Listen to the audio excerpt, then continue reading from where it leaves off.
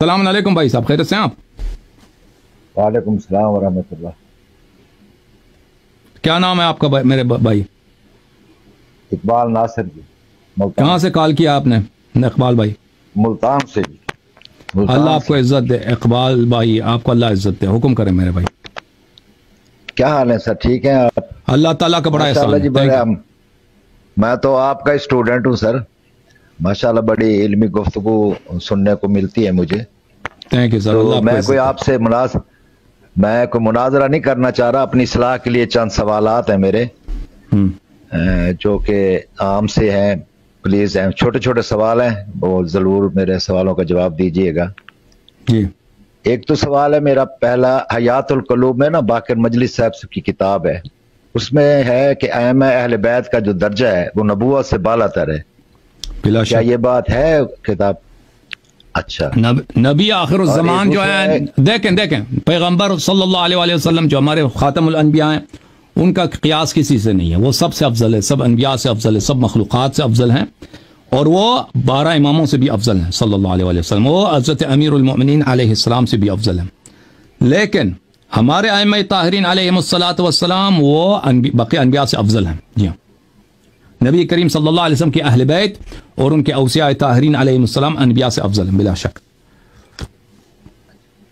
इसके अलावा एक और है किताब, उसमें है कि हजरत मौला अली अलैहिस्सलाम के बारे में है कि उनकी फजीलत जो बाद नबी सल्लल्लाहु अलैहि वसल्लम का मुनकिर हो वो काफिर है।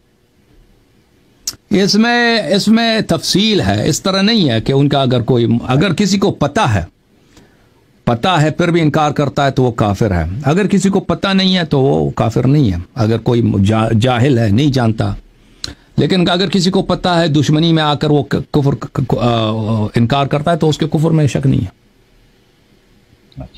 अच्छा, कुछ मेरे ना नमाज के बारे में है इस्लाही बात। जी बिस्मिल्लाह। वो है कि एक किताब है अल मिसबाह, तकीउद्दीन इब्राहिम बिन अली की लिखी हुई है। ओके। अच्छा, आम रूटीन में ना हमें यहाँ जो बताई जाती है उसमें है कि बिस्मिल्लाह से फातिहा पढ़नी है हमने, उससे पहले कुछ नहीं पढ़ा जाता।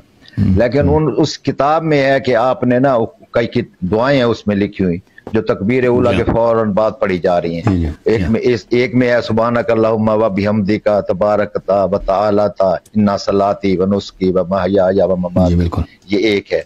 जबकि हमारे यहाँ नहीं वो पढ़ाई जाती या बताई जाती। वो आदाब नमाज में मुस्तहब्बात में अहले बैत अलैहिमुस्सलातु वस्सलाम से यह है कि तकबीरतुल इहराम भी, वो तकबीर जो है नमाज के साथ होते हैं, लेकिन वो मुस्तहब है, कोई वाजिब नहीं। अगर कोई एक दफ़ा भी पढ़े काफ़ी है। और बाज़ अदिया हैं, बाज़ अज़कार हैं जो तकबीरतुल इहराम से पहले, तकबीरतुल इहराम के बाद पढ़े जाते हैं, वो कुतुब में मज़कूर है। जी बिल्कुल। ऐसे ही लेकिन अगर कोई ये शख्स कोई ये ना पढ़े तो वो उसके नमाज बातिल नहीं होती। आप शिया हैं क्या? सही। आप शिया हैं? नहीं, मैं शिया नहीं हूँ जी। अच्छा, आप फुरुआत पे पूछते हैं ना, उसूली दीन पे पूछे, आप तो मुस्तहब्बात पे पूछ रहे हैं। ये मैं जरूरियात ही है ना मेरी। ठीक, आप पहले जो है ना अपना अकीदा सही करें ना।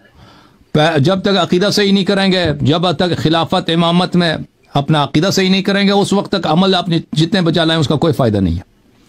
जो असल चीज़ है, मसलन कोई शख्स रसूल पाक सल्लल्लाहु अलैहि वसल्लम पे ईमान न लाए पर वो नमाज़ें बड़ा पढ़ता रहे, उसका कोई फायदा है? कोई फायदा नहीं है।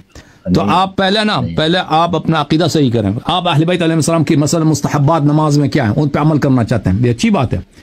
लेकिन अगर वो सच हैं तो अमल करेंगे ना। अगर वो वाक़अन वो औसिया पैगंबर हैं तो वो मासूम है तो अमल करेंगे। अगर नहीं है तो क्यों उनकी आप इत्तिबा करेंगे? फिर तो बुखारी मुस्लिम की इत्तिबा करेंगे। हम उनको फॉलो करना चाह रहे हैं ना। तो पहले शिया बने ना। अब हमारे पहले ये देखे ना, अब आप तो माशाल्लाह अरबी जानते हैं और इतनी बड़ी किताबों तक रसाई है। हमें भी कोई ऐसी किताब बताएं जो तर्जमे के साथ मिलती हो और उसमें खासा मवाद मौजूद हो अहले बैत के अलूम का, तो ताकि हम भी यही किताब जो आपने अभी हक़्क़ुल यकीन, आपने हक़्क़ुल यकीन का हवाला दिया था ना? नहीं, अल्लाह का जी ना, पहला जो किताब आपने, हाँ, वो हयातुल क़ुलूब का, हयातुल क़ुलूब अल्लामा मजलिसी का, मैं आपकी किताब है हक़्क़ुल यकीन, उसको पहले आप पढ़ें। सबसे जरूरी पहले ये हक़्क़ुल यकीन, उस बेहतरीन किताब तर्जुमे में मिल जाती, बिल्कुल मिल जाएगी आपको। हक़्क़ुल यकीन उर्दू आपको खरीदने की जरूरत भी नहीं है, उसका PDF भी आप डाउनलोड कर सकते हैं इंटरनेट से। वो बेहतरीन किताब है, हक़्क़ुल यकीन। वो अकायद में है। पहला अपना अकीदा सही करें फिर अमल, पहला अकीदा फिर अमल। ठीक है ना भाई? अच्छा चलो एक आखिरी सवाल जी, बिस्मिल्लाह बिस्मिल्लाह बिस्मिल्लाह बिस्मिल्लाह बिस्मिल्लाह। ये था कि आपने ना एक अपने दर्स में ये कहा था कि सीने पर हाथ बांधना हराम है। जी बिल्कुल।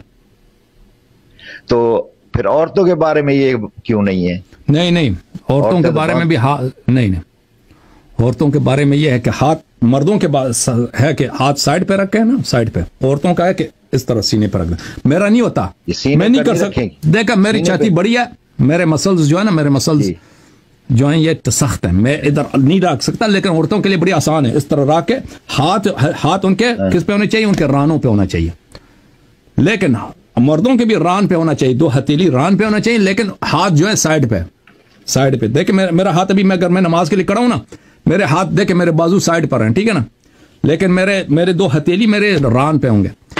औरतें जो हैं इस तरह, वो बिल्कुल हाथ उनका, क्योंकि उनका जिस्म नरम होता है, मैं इसको अच्छी तरह से नहीं दिखा सकता, लेकिन औरत जो है ना उसका जिस्म नरम होता है, वो इस तरह आगे लाके छाती पे, और हथेली कहां पे? हथेली उनके रानों पे होनी चाहिए। ओके, अच्छा, जज़ाकल्लाह खैर जी, सलामत रहो, जिंदा। थैंक यू, खुदा हाफिज़, अल्लाह हाफिज़, वालेकुम अस्सलाम। ओके भाई साहब।